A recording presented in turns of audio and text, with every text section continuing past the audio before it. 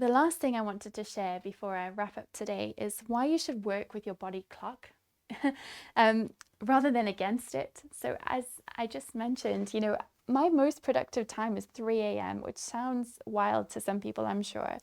But that is when my brain wakes up and it goes, ping, I need to do this. And I find even if I'm just lying in bed with my eyes closed, I will get so many brilliant ideas, or things that I've been stuck with for weeks will just pop up in my head and I'll have the answer. And in the past, and sometimes I still do if I'm feeling stressed, I might play games on my iPad, or I might watch some Netflix, or watch silly videos on Facebook or YouTube. But what I've started to do is get up and get my journal out and just write all the things that I'm worried about, or just a mind, map of everything that's in my mind. Some people call it a thought dump. So you would just write as many pages as you want about everything you need to do, and then what you can do with that information.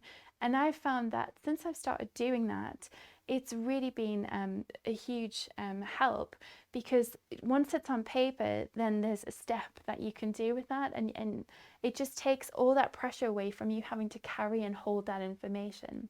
I think another thing about working with your body rather than against it is, if for instance, I never have breakfast because I fast, and that's not, something that I ever really was aware of. I just naturally do it. So I've started to just follow my body and just eat intuitively when I'm hungry.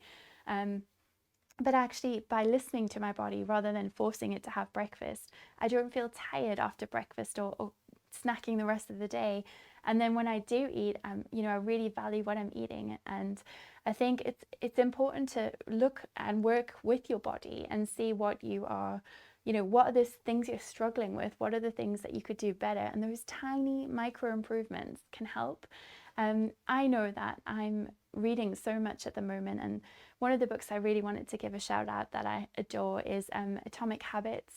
It's a fabulous book if you haven't had the chance to read it, but it talks about how you can make your life easier by tiny little steps each day that you can improve, and then they start to compound.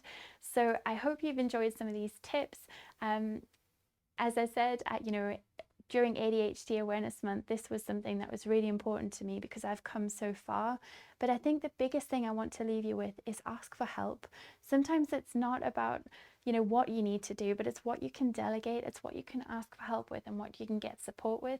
And whether you are in an organization or working for yourself, there are communities around you. So whether that might be joining a Facebook group that has a special interest like yours, it could be about dinosaurs, it could be about festivals, it could be whatever your interest is. But do things that you love and that you're passionate about, and surround yourself with people who have different skills to you, because you never know when you might be able to work together on something, and that disruption, those different skills can really create some amazing opportunities for innovation. So that's my thoughts today. Thank you so much for anyone listening, and I'll catch you next time.